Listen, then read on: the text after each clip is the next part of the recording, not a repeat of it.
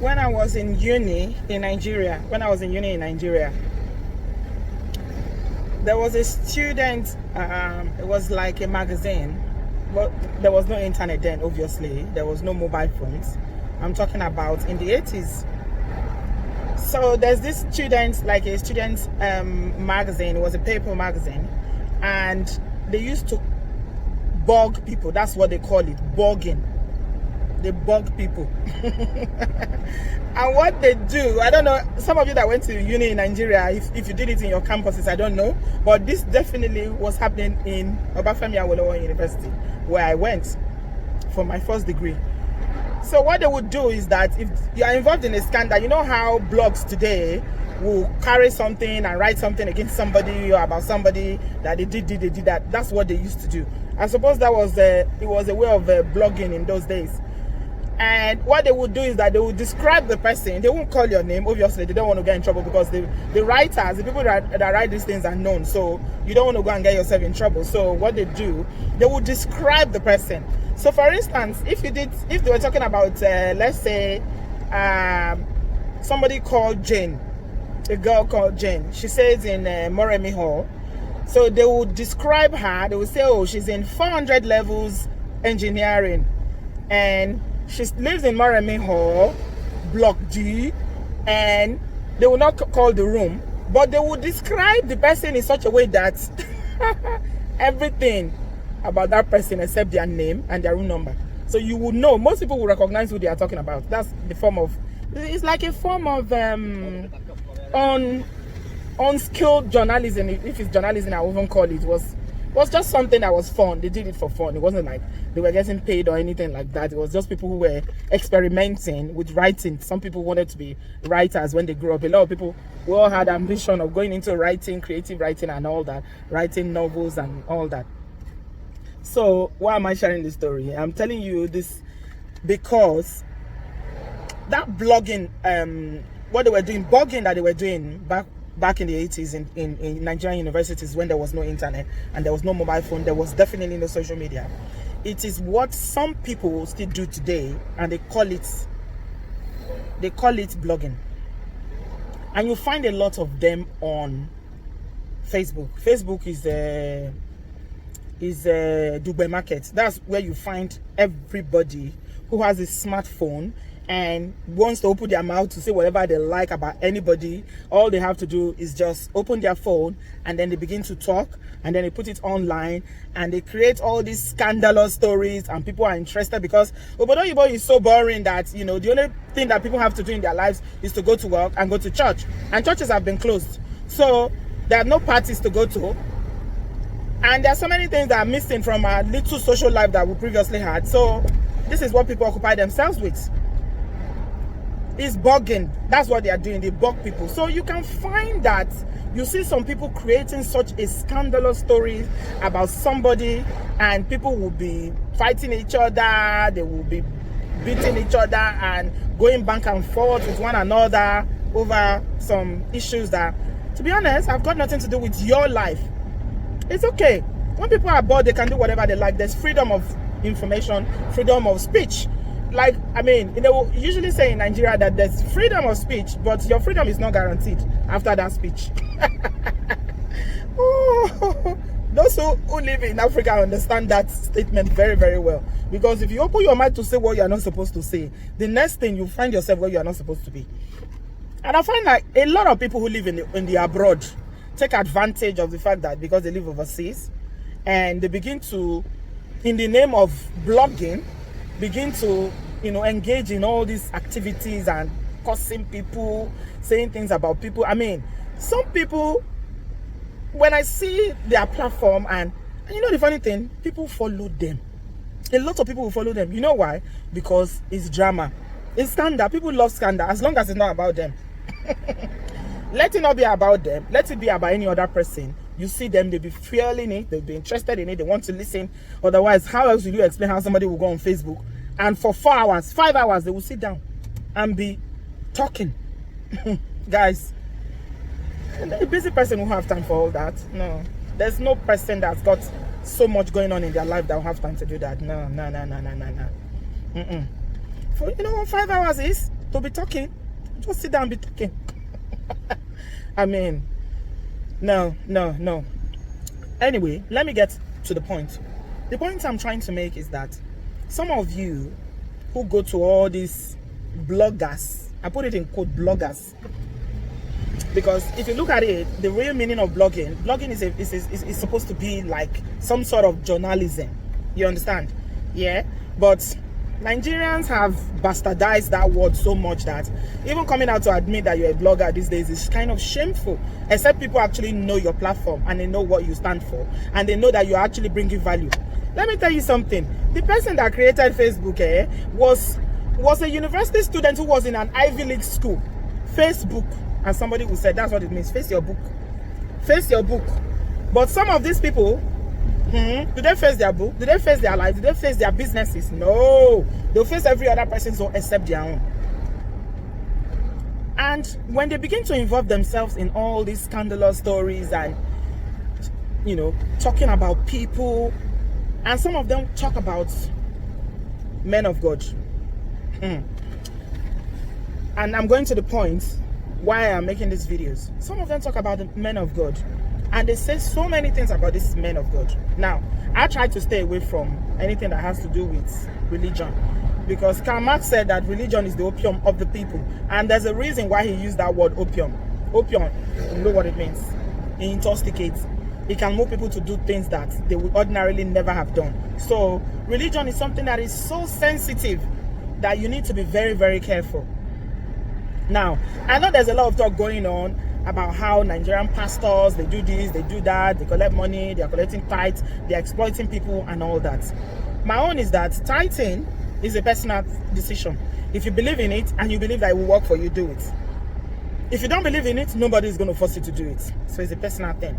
But you find that a lot of people who come out there to criticize other people don't even go to church. They don't even tithe. They've got nothing to do with it. But because they've got the opportunity, they just like to pick on others and talk about others. Create unnecessary drama where it is not needed. White people use social media to create a fortune for themselves.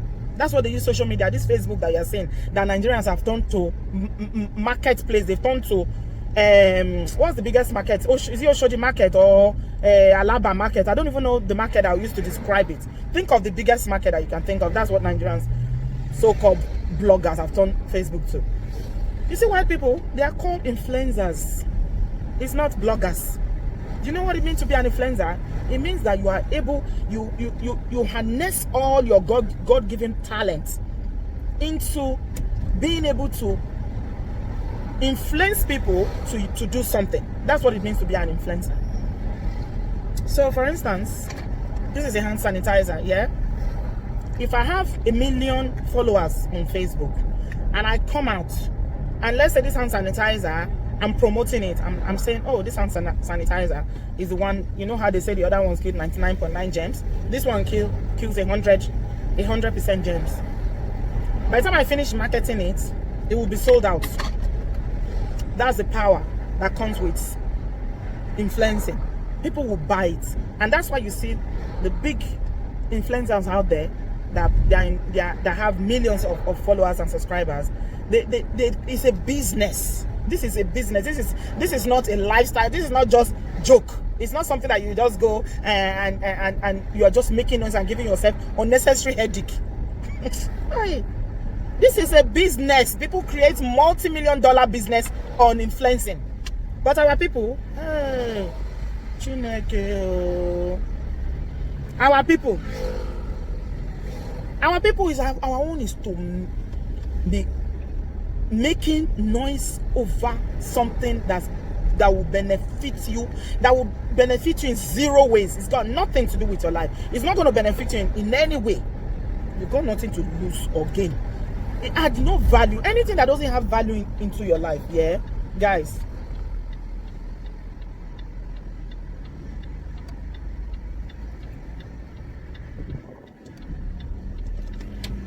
Oh, let me go this way. This one is faster, I think. Yeah, I'm gonna come down this way. Anything that doesn't have value to your life, run away from it. For you to engage in any kind of social media activities, let it be something that will bring some, maybe you are learning something from it, you're gaining some knowledge from it, you're growing from it, it's enriching you spiritually, you know, it's improving your well-being, you're learning something. Otherwise, then you're wasting your time. You're wasting your time. There's no point. And I feel sorry for so many of you that you will see where they are talking about this man of God, this pastor. You too, you go and join. What you know nothing about, you go and join. Hey, you go and join. You that already, you are on Oyinbo and you've been here for 15, 20 years, you are struggling. You are struggling. Every day you'll be dreaming that masquerade is pursuing you. Every day you'll be dreaming that your village people are pursuing you, or you see yourself in the village. You are under spiritual attack that you don't even understand. Yet, you've not finished resolving the issues of your life. Oh, you are joining those so-called bloggers to talk about things that does not concern you, that doesn't help you. You are insulting. When they are insulting you, too, you will join. You will be insulting. Ordinarily, me, I can't be bothered. Whatever you like, it's your hustle. If people are so bored with their life that they've got nothing to do than to follow somebody that doesn't bring any value, it's just making noise, fighting this, fighting that, fighting this. If this is what you want to do, it's your headache. That's up to you. But I can only advise you, be very, very careful. Before you start choking your mouth in matter that does not concern you, be very, very careful, especially when it has to do with a man of God. When it has to do with a man of God, the Bible says, touch not my anointed and do my prophets no harm. You will say, this person is not a prophet, this person is not anointed, this person is not called. How do you know? Are you there? Were you there when they called them? He's not a man of God. What is your business? Can't hear. What is your own? If you don't like the person's church, don't go. Do not go.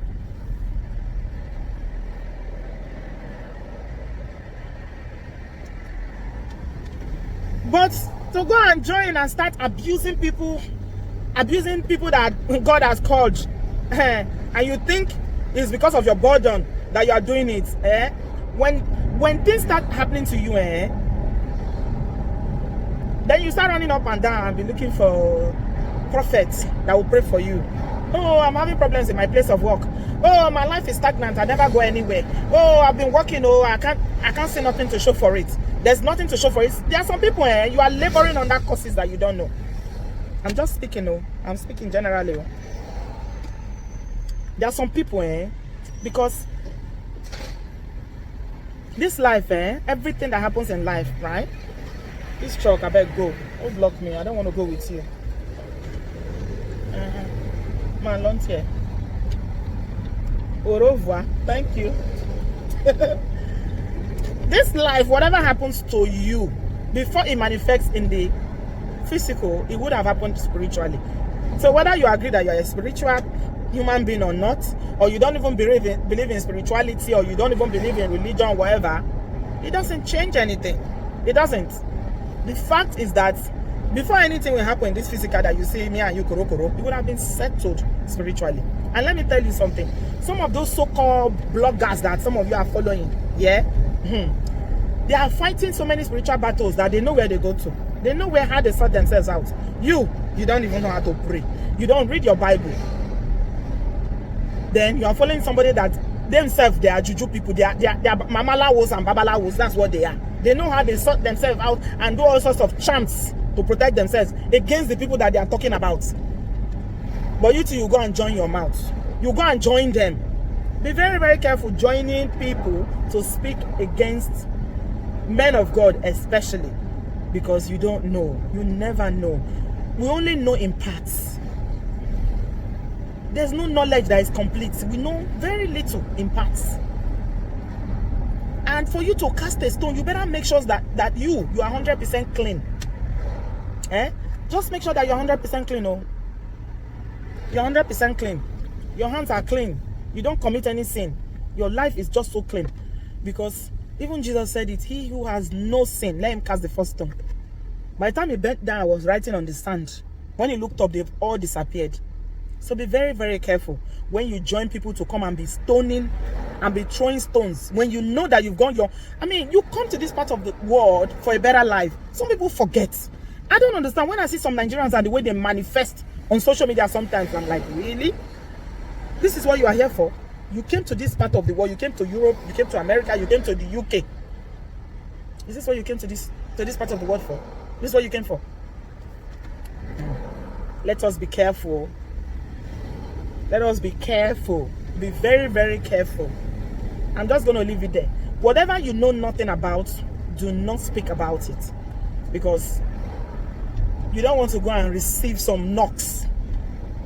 And that's why I say some people are already fighting some battles that they don't even know how to free themselves from it.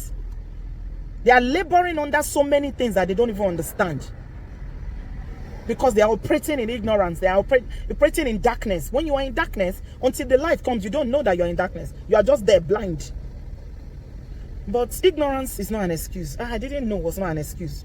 What is your business? Mind your life. What you came to do in this Oyinbo is for you to make a living for yourself and improve your circumstances. To make a better life for your family, your children. You didn't come here because of social media. So be very careful the way you are engaging in social media battles and social media fights. Some of them, they become like courts. They are like courts now that they have fracas and they have factions. They'll be fighting.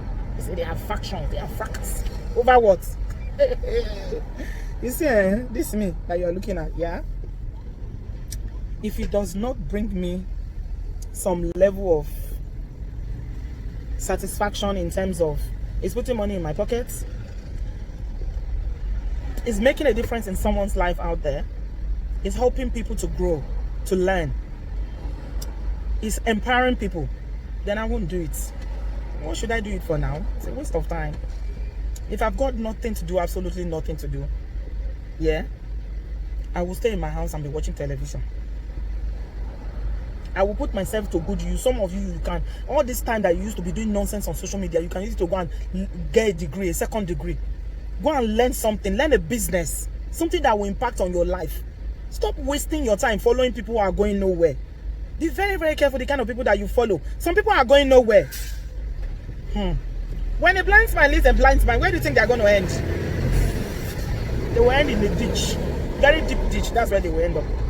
So, the word is enough for the wise. Oh.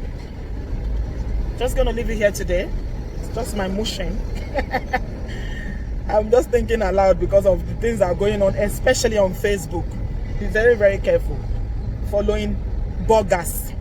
People that are bloggers that call themselves bloggers. They are bloggers. Oh. That's why I told you that story about what happened when we were in uni in the 80s. They are called bloggers. You know what a bug does? A bug. You know what it does? They do. That's what these so-called bloggers are doing. Be wise. Face your life and do things that will improve your life, your well-being, and your circumstances. Face your God. Pray to God Almighty. Leave men of God for God to judge them, for God to deal with them. Whatever they do, we'll all stand before God one day. And judgment is not a collective thing. Nobody's going to judge you based on somebody else's sin. They will judge you based on your own life and what you have done on earth. So it's not a collective thing, so be careful. Don't say, I cannot keep quiet. Why this person is doing this? I have to say it is your business. In what way? God will help us all. Thanks a lot, guys, for watching. I'm just going to leave it here today. And I'll speak to you guys in my next one. I love you. Bye-bye.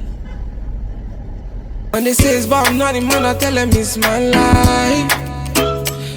Man, I chilling in the studio, man, I vibing, it's my life. And to play.